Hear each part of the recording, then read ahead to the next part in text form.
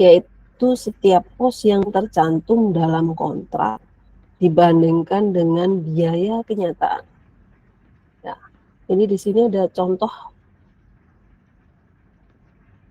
contohnya adalah tiang pancang dan pos pekerjaan fondasi beton. Nah, ya. Unit produksi mengendalikan biaya dari produk hasil dari setiap pos pekerjaan. Ini contohnya tiang pancang ini, dia memiliki biaya kontrak untuk volume 100 tiang pancang, ya, harganya sekian. Ini untuk kontraknya ya, kita kontraknya itu 100 tiang pancang, biaya kontraknya harganya 30 juta.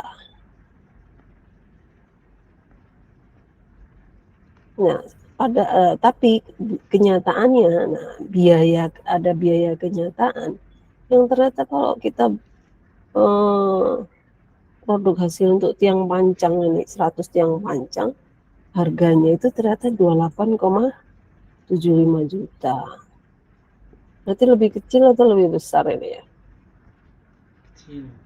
Kenyataannya terhadap kontraknya lebih kecil atau lebih besar? Lebih kecil, Bu. Lebih kecil. Ya.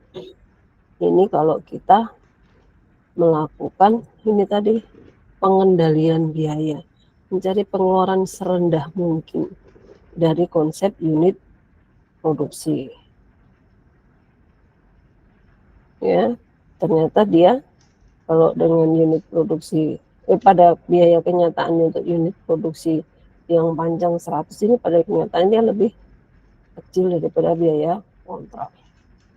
Ada contoh lagi adalah yang konsep berbeda dari konsep jenis biaya. Ya.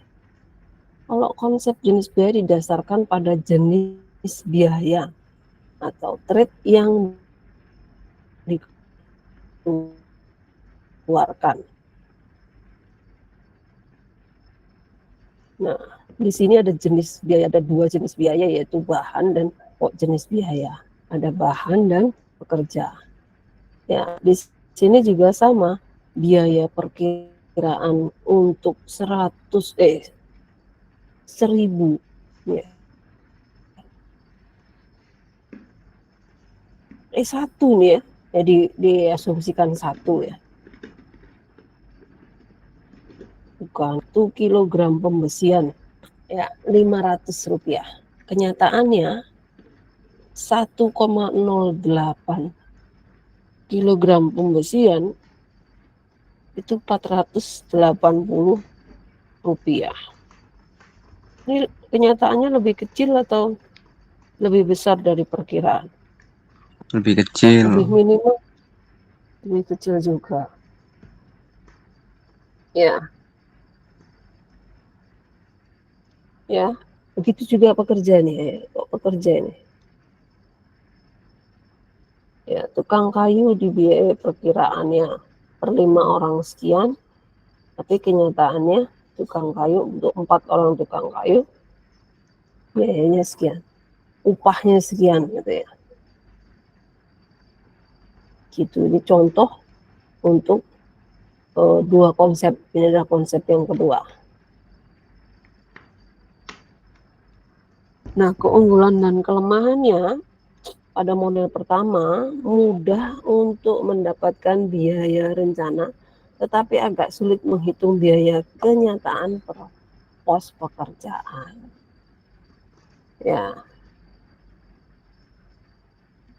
Ya, ini yang untuk metode yang pertama, yang ini tadi. Unit produksi. Ya. Mudah mendapatkan biaya, tapi menghitung biaya kenyataan per pos ya, per pos pekerjaannya agak sulit. Kalau metode pertama memberi gambaran sekilas mengapa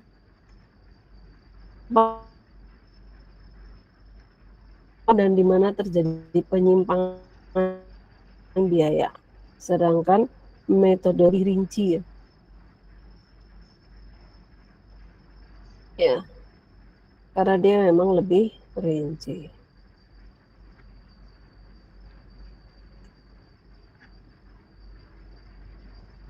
Ya, seperti itu. Kalau yang pertama hanya memberi gambaran sekilas.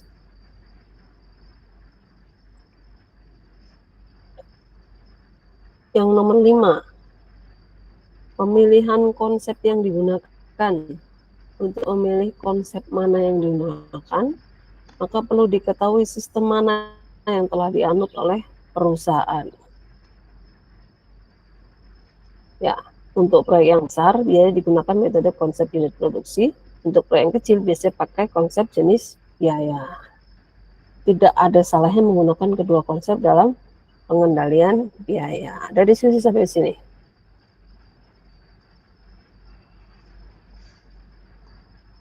Sambil saya tunggu, saya terangkan penyebabnya. Penyebab perbedaan biaya rencana dan realisasi ini apa saja sih? Ya. Ya. Penyebab perbedaan biaya rencana dan biaya realisasi. Yang saya nanya, biaya rencana itu kalau di proses pelaksanaan itu dikerjakan oleh siapa biasanya ya? Konsultan ya, estimator. Konsultan berencana gitu ya. Dikerjakan oleh estimator ya, divisinya estimator, mengestimasi biaya. Ya, nanti di situ akan keluar biaya rencana kasar ya di situ ya. Ya, bukan biaya rencana kasar, bukan pagu ya, bukan ya. Ini namanya biaya perencanaan. Biaya perencanaan. Bukan biaya realisasi gitu ya. Kalau realisasi itu biasanya didapat dari siapa itu? Biaya realisasi itu.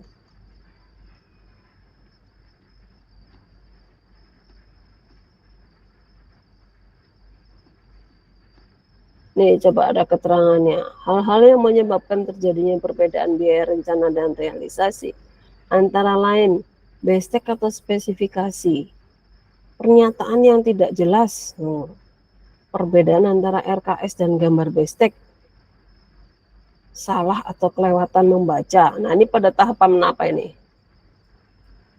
Konseptual. Pada tahapan apa? Pada tahapan perencanaan, pelaksanaan, dan pengawasan. Ya. Ini tahapan apa nih? Kalau pada saat terjadi pernyataan pada bestek yang tidak jelas, ternyata ada perbedaan antara RKS dan gambar kerja atau gambar bestek. Ini biasanya terjadi di saat apa ini? Implementasi.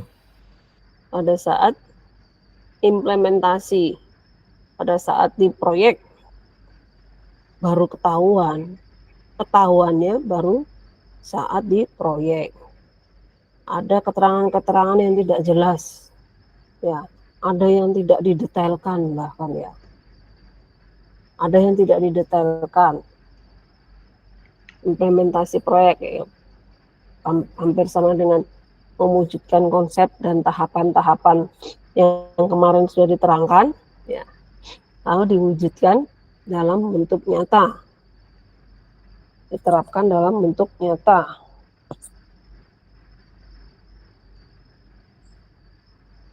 Baru ketahuannya pada saat implementasi. Tetapi terjadi perbedaan antara RKS tahap apa istilahnya ya, yang melakukan siapa ini? Kok bisa pernyataan tidak diberi keterangan yang jelas? Lalu kenapa kok ada perbedaan antara RKS dan gambar bestek? Ini biasanya kekeliruannya ini dilakukan oleh siapa ini? Salah atau kelewatan membaca. Drafter. Dilakukan oleh pada adegan oleh atau pada tahapan apa? Pelaksanaan, Bu. Pengerjaan. Ketahuannya. Ya, sama dengan jawaban Iqbal tadi. Ketahuan pada saat pengerjaan. Ya, ketahuan supaya nggak terjadi atau apa ya? Saya keliru kayaknya memberikan pertanyaan. Sebetulnya Bestek ini diberi keterangan yang jelas. RKS sama gambar ini sinkron. Kalau memang di gambar ada, di RKS juga mestinya ada item pekerjaan tersebut. Jangan sampai pekerjaan misal pekerjaan arsitektural yang jangan sampai yang terlalu fatal ya. Pekerjaan arsitektural misal pekerjaan musia pekerjaannya itu pakai pintu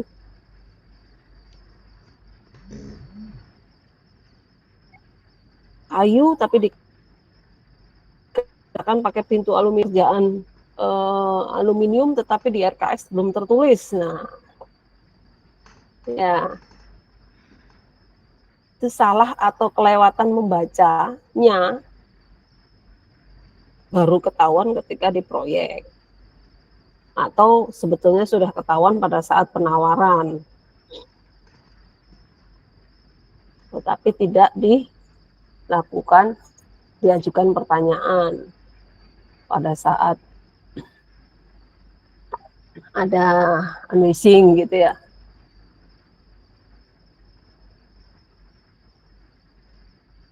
Biasanya siapa yang melakukan kekeliruan ini? Kekeliruannya siapa ini? Nah, bener ini pertanyaannya. Kekeliruan siapa ini? Kok bisa pernyataan nggak jelas? Ada perbedaan RKS dan gambar Bestek. Kekeliruannya siapa? Drafter, Bu. Nanti kalau drafter, ya pada tahapan drafternya siapa? Konsultan Drafter itu perencana, pada saat tahapan perencanaan. Ya, karena kalau drafter ada di saat pelaksanaan ada, pada saat perencanaan juga ada. Ya, seorang drafter itu bisa muncul di tenaga drafter itu dibutuhkan saat perencanaan dan pelaksanaan. Ya.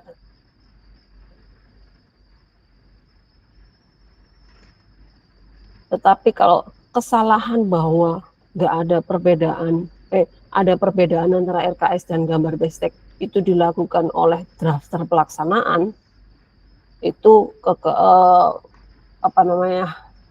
tidak terlalu bisa vital ya. Tetapi RKS kan tidak di saat tahapan pelaksanaan. Ya. Jadi pada saat ada RKS itu berarti adalah tugas atau ranah pekerjaan dari perencanaan. Ya. Pada saat perencanaan. Ya. Pada saat pembuatan detail engineering. Nah, kemarin itu ya. Jadi ada miss antara RKS dengan gambar Bestek. Ya. Ada pernyataan yang tidak jelas dari gambar yang diberikan maupun dari RKS yang yang ada ya. Ya. Kelewatan membaca. Nah, itu dah. Maka dari itu sebuah gambar perencanaan sebuah gambar kontrak mesti betul-betul dicek betul ya.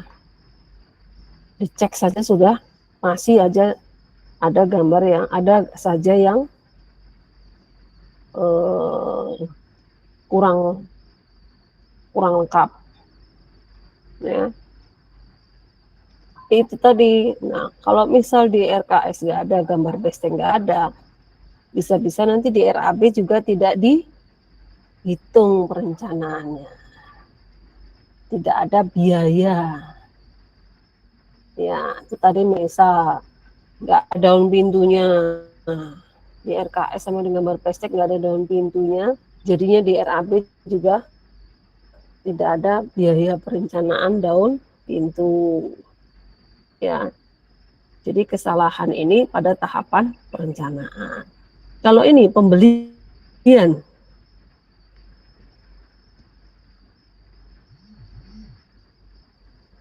harga yang tinggi, pengiriman dari supplier atau leveransi pada tahapan apa, oleh siapa, pada tahapan apa. Kontraktor. Siapa ini? Kontraktor. Kontraktor pada tahapan pelaksanaan ya. Harga yang tinggi, pengiriman dari supplier yang tidak dapat dipercaya atau panic buying ya. Sudah ada gosip bahwa 3 bulan lagi akan ada kenaikan harga besi ya. Langsung bingung. Padahal dia sudah sedang ngincer proyek ya, sedang ngincer proyek sekian lantai gitu. Dia langsung berusaha membeli, panik ya, dia langsung panik berusaha untuk membeli dalam jumlah banyak. Nah ya, tapi ternyata nggak jadi. Nah ya, ternyata nggak jadi. Kalau mau segera dipakai sih nggak apa-apa ya. Kalau tidak kan malah akan menimbun di situ ya. Ya. Oke. Kalau ini pengiriman bahan, kerusakan dalam pengiriman atau pengiriman yang terlalu dini atau terlambat. Nah, ya. Kerusakan dalam pengiriman berarti dia packagingnya yang kurang bagus. Lalu pengiriman yang dini atau terlambat, contohnya apa nih? Ada yang bisa memberi contoh? Contohnya apa pengiriman dini atau terlambat? Kalau terlambat kalian tahu, sudah ada tukang tetapi ternyata nganggur karena nggak ada material. Ya, pasti akan beda biaya rencana dan realisasi. Sudah direncanakan minggu depan, itu adalah pekerjaan ACP. Ya, tapi karena terlambat order ACP-nya, datangannya pun juga terlambat. Padahal tukangnya sudah didatangkan hari Minggu katakannya. Seperti itu. Oke, kalau pengiriman terlalu dini, misal adalah kedatangan material-material arsitektural pada saat pekerjaan struktural. Ya, jadi pada saat masih mengerjakan pekerjaan struktural, gudang atau ruang-ruang gedung ini belum siap, belum punya atap atau belum punya dak di atasnya yang terlindungi dari cuaca. Misal sudah ada pengiriman plafon, sudah ada pengiriman apalagi yang tidak tahan cuaca, ya pasti rusak ya, rusak karena di gudang. Bentar.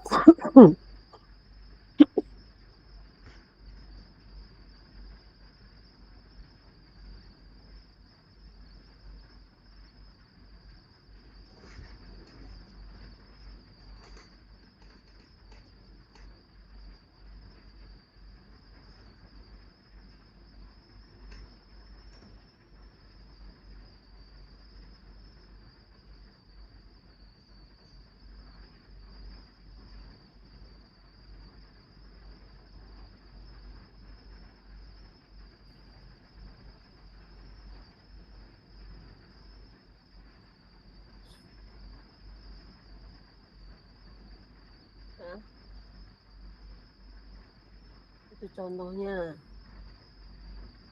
Penerimaan bahan. Ada barang yang hilang, ukuran yang tidak tepat.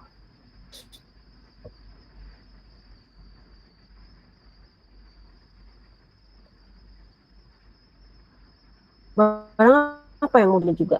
Barang apa yang mudah hilang di proyek? Besi, Bu.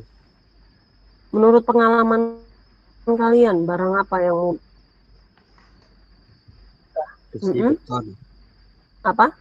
Rangga? Besi, Bu. Nggak denger, Rangga. Waktu itu di Madu. Besi yang panjang. Iya, besi beton. Sama besi siku. Kalau di Madu ya. Besi siku, Bu.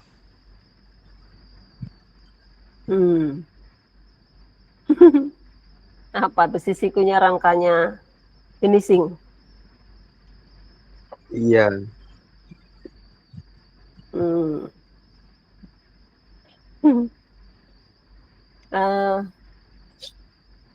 Jangankan kalau di Madura itu jangankan yang masih utuh ya, yang bekas bongkaran kepala tiang pancang itu aja bisa hilang. Ya, ini bukan mendiskriminasikan. Ini si Rangga tadi ngasih contohnya Madura soalnya. Bukan mendiskriminasikan, karena memang insting ya. Instingnya mereka, insting dagangnya memang apa ya, gitu loh, apa ya, gemes gitu kali ya. Ini ada barang yang berharga yang bisa dirupiahkan, dan dia sudah 2 hari diam di situ gitu. Dia gemes gitu ya. Insting dagangnya itu jelinya ini jelinya tajam misalnya.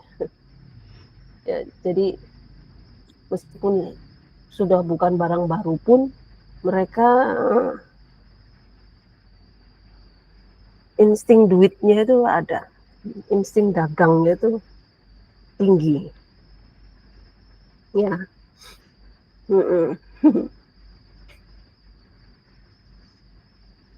Itu kalau di Madura itu sampai material terpasang pun bisa hilang ya. Kalau ada cerita dulu itu jembatan Suramadu itu loh ya. Iya, bautnya hilang, Bu, diambil. Itu mudah-mudahan aja kontrol dari pemerintahan itu tetap dilakukan. Bisa bahaya itu. Setiap hari mesti dikontrol tuh. Ulet. Tapi menjadi sebuah pertanyaan, ini intermezzo ngobrol. Kenapa di Madura nggak ada proyek bangunan bertingkat tinggi gitu? Kenapa?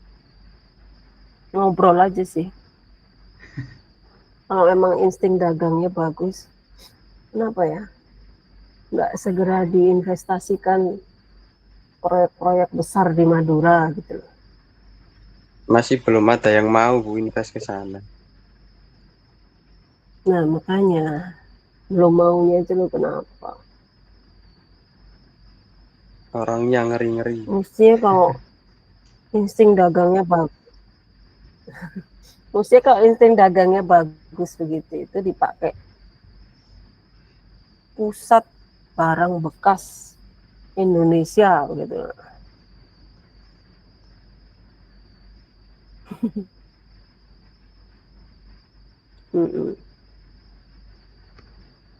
Ngeri itu kan bagi yang kalian bukan orang Jawa, orang Madura.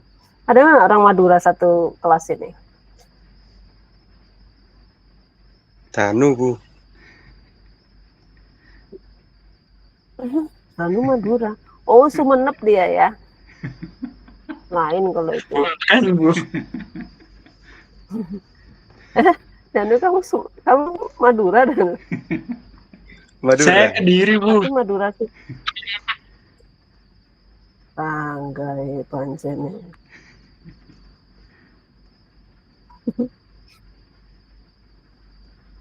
Kalau yang kalem-kalem gitu mungkin Madura, tapi Madura Sumenep.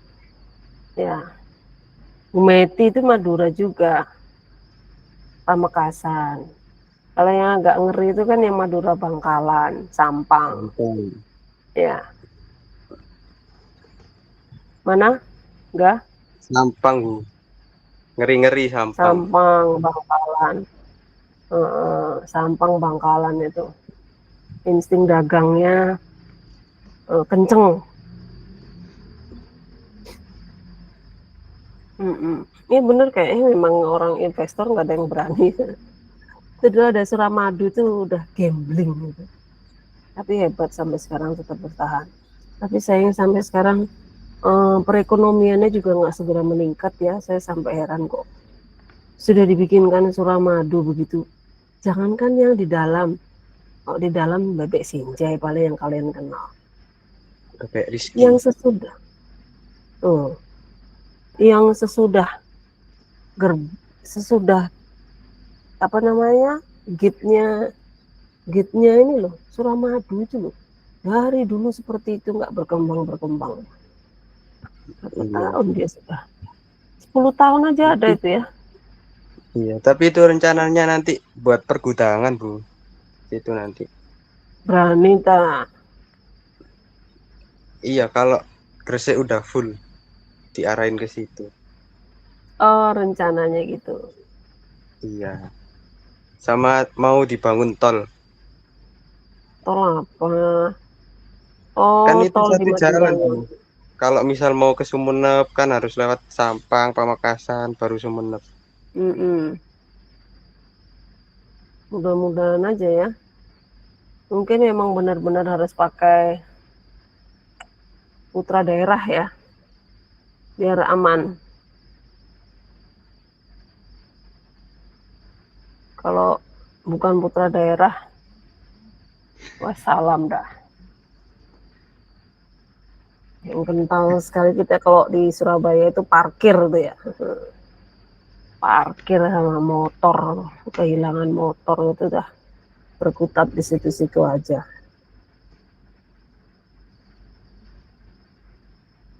Hebatnya ya untouchable ya, eksklusif. Jadi ngomong ini kemana-mana jadinya. Gara-gara ada barang yang hilang nih tadi ya. Tapi kalau barang hilang berupa lonjoran besi yang panjang, itu kemungkinan kecil. Yang lebih sering lagi apa? Pasir, Bu. Pasir, ngambil pasir buat apa? Nanem kaktus apa? Bata Bu, bata. Bata. Terus apa mana yang lebih menarik? Ngangkatnya foto Cor-coran apa? Bu, cor-coran. Buat apa? Buat Di apa TikTok cor-coran? Bu ada.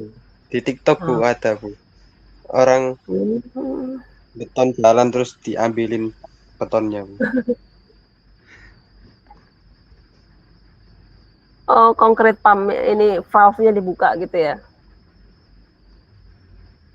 Iya. Itu kasihan itu. Dia mungkin lagi bikin jembatan di atas selokan rumahnya. Oh alah. Hanya coba orang siapa itu. Ada lagi yang lebih menarik loh, podo abote tapi kok bata sih? Kok pasir sih? Keramik, Bu, sama cat. Keramik, cat. Ada lagi yang lebih menarik, podo abote. Kayu Bu. Kayu lonjoran-lonjoran panjang kok dicolong sih. Apalagi keramik, cat itu lumayan buat memperbaiki kos-kosan. Biar kos-kosan yang warnanya menarik. Apalagi yang paling Semen. manis. Nah, itu dia Salsa pinter ya. Semen. Daripada nyuri pasir ya mending nyuri semen lah. Sama beratnya kok nyuri pasir.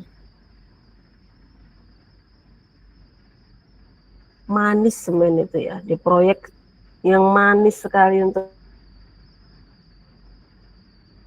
semen. Ya.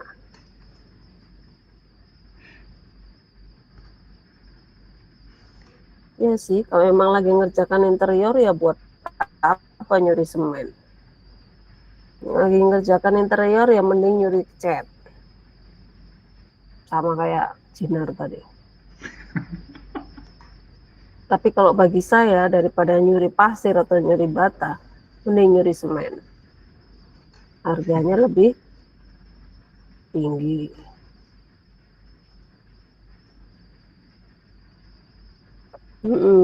Ya, ukuran tidak tepat.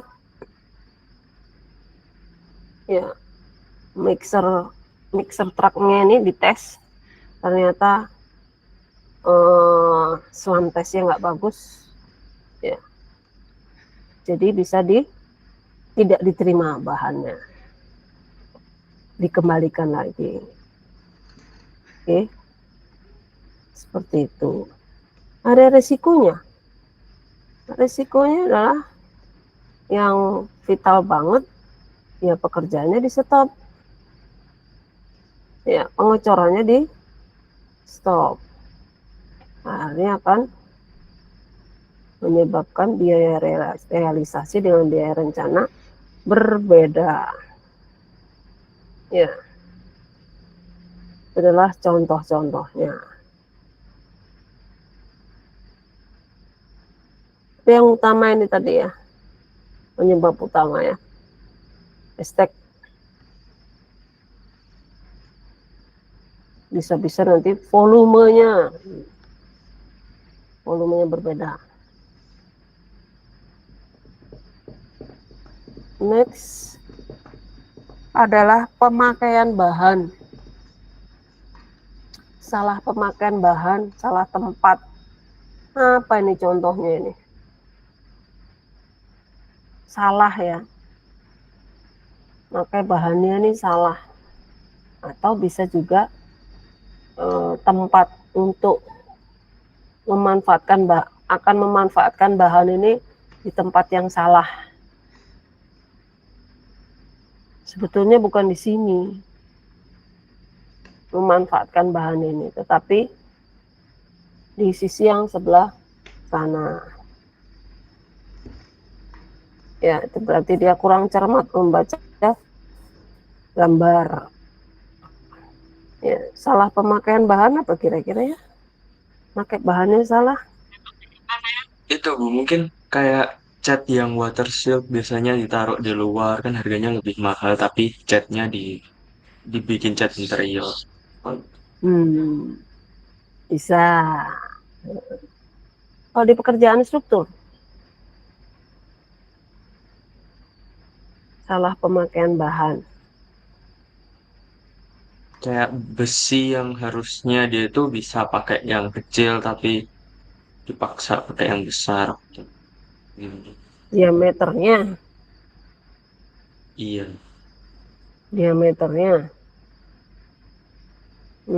bisa juga. Jadinya mestinya diameternya lunas setelah dibendrat atau disengkang itu dia diameternya mestinya lunasnya kan 20 gitu ya. Remote beton itu berapa ya? 4 ya. 20 dikurangi 8. Tebel banget ya remote beton 4 ya. Kalau yang berhubungan dengan tanah misal, atau 2 cm itu ya. Berarti dikurangi 4 ya.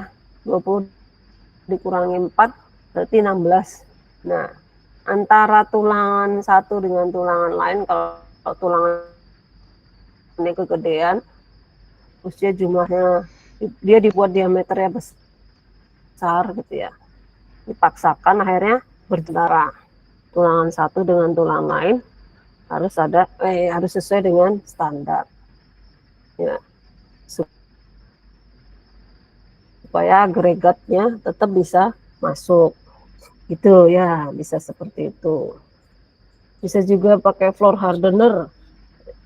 Material arsitektural floor hardener itu ya. Mestinya dia pakai floor hardener di lantainya, tetapi tidak pakai floor hardener, ya. Mestinya di sini diberi floor hardener, tetapi enggak, ya, seperti itu contohnya kalau material struktur.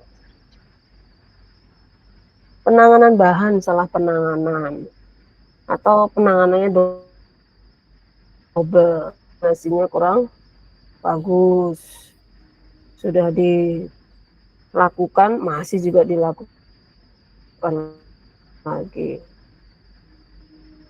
misal di curing gitu ya, udah di curing semprot masih juga di curing semprot lagi, ya nggak apa-apa sih, seneng ya yang di curingnya itu, jadi nggak terlalu penguapannya nggak terlalu besar.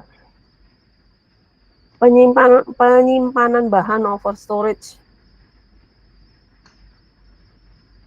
ya, yang itu tadi kalau memang belum waktunya untuk dibeli jangan terlalu segera dibeli, karena nanti akan jadi sebuah timbunan yang belum segera dimanfaatkan, belum segera bisa dimanfaatkan. Jadi over storage ya, storage-nya udah sampai tidak muat lagi nih. Oke.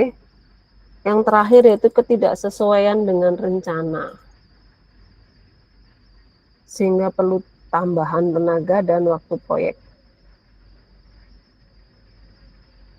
Ketidaksesuaian dengan rencana sehingga perlu tambahan tenaga dan waktu proyek. Contohnya seperti apa nih? Ayo mbak, yang cewek, cowok. Ketidaksesuaian dengan rencana. Saya sudah merencanakan, sudah menganalisa produktivitas di perusahaan saya, itu adalah seperti ini. Ya.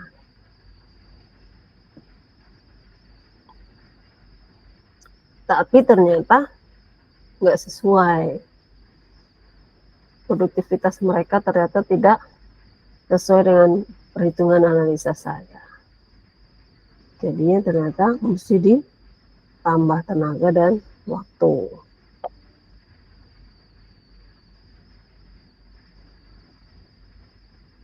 Ini contohnya apa kira-kira kalau di proyek ya?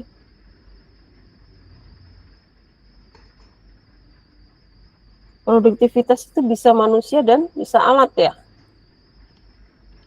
Ya, bisa manusia, bisa alat kan? Iya, Bu. Ini kira-kira apa nih contohnya nih? Produktivitas ini. Yang cewek dong. Mbak.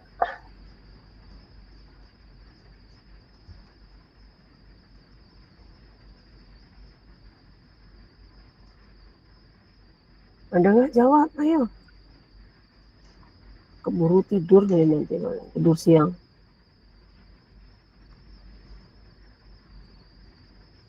Saya tunjuk aja ya, ceweknya nih, yang muncul di sini langsung.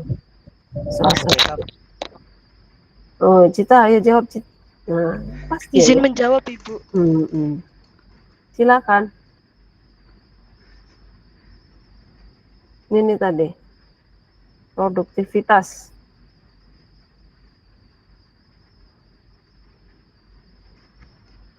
Cit, kamu tadi izin menjawab kok di mute.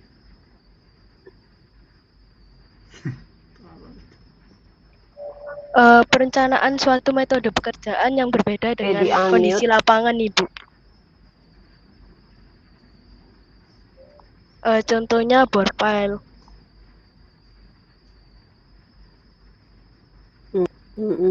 Bore pile. Terus Ini kan profile ini alatnya kamu ngomong ya. Ngomong tentang alat ini berarti profile ya.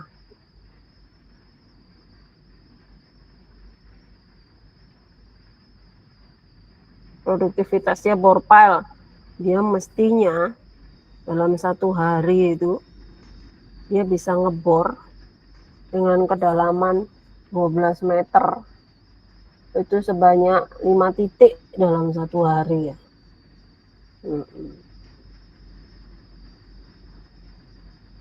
5 titik dalam, kok dikit banget ya. Ya setengah hari 5 titik.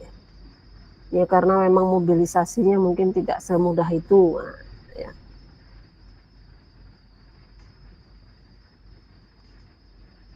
Tapi ternyata ada kemungkinan bisa karena alatnya, bisa karena bore file-nya, bisa juga karena operatornya yang belum terlalu terampil mengoperasionalkan bore file-nya. Jadinya tidak semestinya produktivitasnya. Biasanya bisa dikerjakan 5 titik 12 meter gitu. Tetapi ternyata cuma bisa 3 titik dengan kedalaman 12 meter seperti itu ya. Jadi langsung disesuaikan ya langsung. Waduh, ini nggak bisa nih kayak begini nih. Perlu bore file-nya yang ditambah atau operatornya yang ditambah ya. Atau kalau nggak bisa semua berarti waktu proyeknya yang bergeser ya. Vital ya kalau pondasi ya, karena memang ketergantungan pekerjaan terhadap pekerjaan pondasi ya banyak. Bisa dikatakan ketergantungan karena pekerjaan yang misal sloof juga nggak bisa dikerjakan dong. Ngecornya ya nggak bisa ya. Tetapi masih bisa mengerjakan penulangannya, bekisting sloof, bekisting foot plat, ya, cap, itu bisa dikerjakan. Penulangannya bisa dikerjakan. Penulangan kolom juga bisa dikerjakan, ya. Tetapi pekerjaan pengecorannya nggak bisa, atau enggak itu aja ya. Contohnya seperti itu tadi yang disampaikan Cita adalah contoh alat, produktivitas dari alat ya.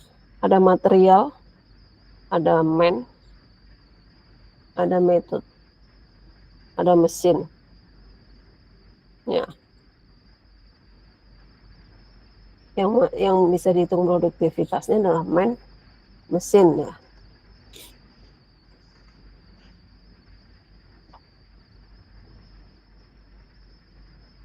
Oke, ada diskusi di sini?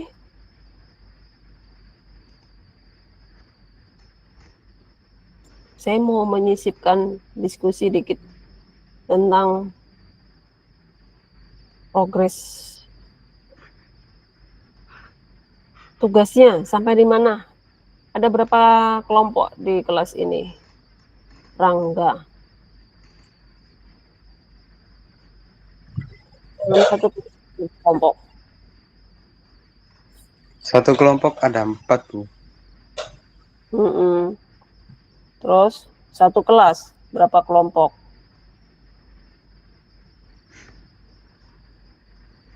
Yang lain bisa jawab?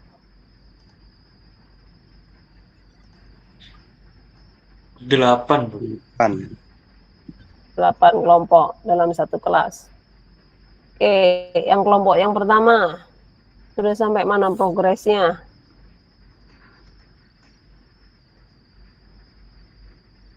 sambil menunggu pertanyaan kalian.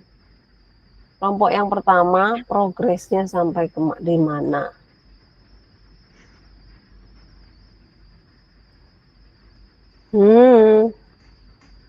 Siapa yang kelompok pertama enggak? Disebut enggak? Ayo sabare. Kelompok pertama ada Zeva, Agim, sama 4 anak ya. Sampai mana? Ini ada 9 Bu kelompoknya. Oh. Ayo sampai mana? Kelompok 1. Tugasnya. Tak tinggal makan permen tuh ya. Hei, ayo dong. Siapa Zeva tadi ya? Zeva, sampai mana tugasnya Zeva?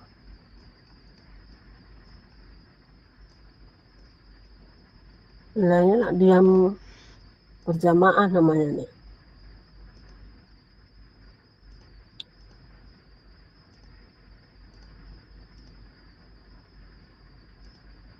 Ayo loh, saya tuh sampai membuka file kok.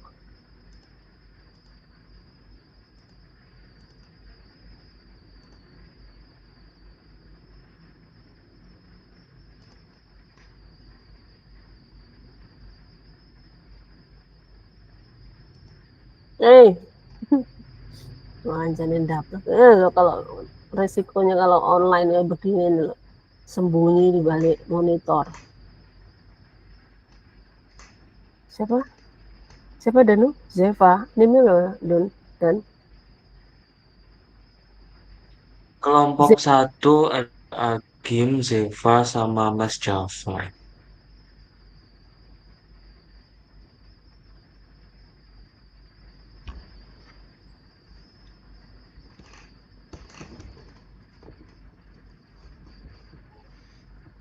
Sambil menunggu kelompok 1. Kelompok 2. Nanti direspon loh ya kelompok 1 ya. Kelompok 2. Kelompok 2 ada Cindy, Vita, Dewa, sama Lukman. Saya Cindy Novia. Saya disebut pertama, saya panggil. Cindy, sampai mana progresnya? Saya tuh pengen tahu progres kalian kok ya. Itu Bu, Jin? masih progresnya masih 15% dalam menentukan durasi Bu. Menentukan durasi, jangan lama-lama menentukan durasi. Oke, menentukan durasi Cindy. Berikutnya, nomor 3. Dan siapa saja Dan? Kelompok 3 ada Iqbal dan kawan-kawan. Sampai alokasi dan kontrol tenaga kerja, Bu. Oke, bagus nih. Ini progres nih, liburan kemarin. Enggak hanya makan kupat tok. Ini dia juga sambil ngerjain nih. Lebaran kemarin, nggak sia-sia saya nerangin tatap muka pertama Microsoft Project. Oke, ayo. Lain yang lain 4 ya. Ini Iqbal ini keempat, kelima. Kelompok Saya 3, Bu. Hafiz, Bu. Oh, Iqbal. Tadi Iqbal kelompok 3 dan sekarang kelompok 4-nya Hafiz. 4 habis.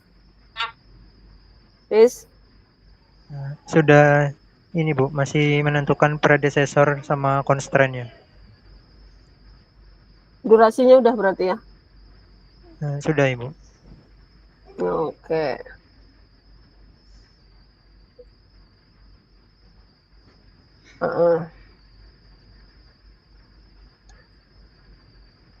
Terima kasih Hafiz. Berikutnya kelompok 5. Izin menjawab Bu. Terima kasih. Untuk kelompok 5 sendiri sudah masuk menentukan predecessor Bu.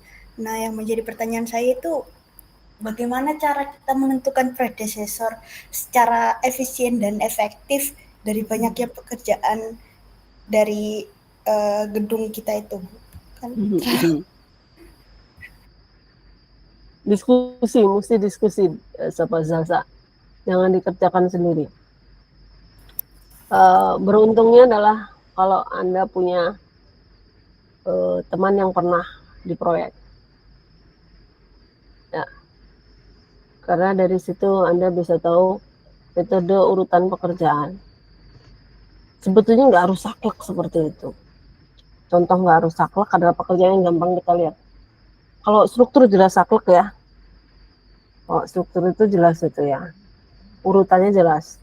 Pekerjaan tanah, lalu slough ya. Pekerjaan tanah, slough, file cap, lalu kolom, balok, plat tangga. Kolom, balok, plat tangga. Itu udah. Lalu atap. Itu udah saklek kalau struktur itu. Urutannya jelas. Balok nggak bisa dibuat kalau kolom belum ada. Ya. Seperti itu. Terus balok sama plat diusahakan betul dikerjakan bersama-sama. Ya, mengecornya. Itu.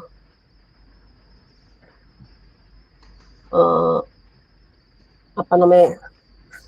Pada hierarkinya itu masih tegas kalau pekerjaan struktur. Begitu juga di setiap tahapan pekerjaan. Kalau setiap tahapan pengecoran pasti ya harus ada penulangan, harus ada backcasting, harus ada scaffolding, itu pasti ya. Ya. Cuman kadang urutannya yang berbeda. Utama kalau pekerjaan balok, plat begitu itu kan scaffoldingnya berdiri dulu ya toh. Backcastingnya ada, penulangan dipasang. Ya, beda kalau kolom. Kalau kolom itu penulangan dulu, baru backcasting dipasang, kayak gitu ya. Ya. Mesti tahu metodenya. Metode pelaksanaan. Tahunya dari mana ya? Bisa tahu dari mana ya? Yang anak SMK. Kalian dulu pertama kali tahu metode pelaksanaan pekerjaan itu dari mana? Ke lapangan kah atau ke YouTube?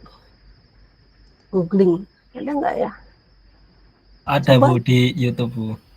Oh, ada di Urutannya. YouTube. Iya, Bu. Pekerjaan struktur ya. Mungkin pekerjaan struktur ya, Bal. Sampai selesai Bu ada Bu. 3D-nya ya? juga. Iya. Arsitekturnya juga, mekanikalnya juga. Kalau mekanikal kemarin saya lihatnya cuma ini Bu, perpipaan Bu adanya. Kalau mekanikal belum ada. Mungkin ada di sumber lain. Plumbingnya ya. Iya. Yang mekanikalnya belum ada. Padahal sebetulnya mengerjakan plafon mekanikalnya masuk loh, Bal. Iya Bu. Dia malah belum ada di situ ya. Iya. Nah, itu bisa salah satunya minta share si Iqbal Salsa. Paling enggak kamu bisa tahu metode itu sampai tahap arsitektural. Ya, kalau pada tahapan arsitektural tuh tergantung dari kebiasaan perusahaan atau skill tukang dari tiap mandor ya. Skill dari tiap-tiap mandor. Contohnya saja adalah ada kontraktor tuh yang senang mengerjakan mechanical tuh sesudah arsitek dinding maupun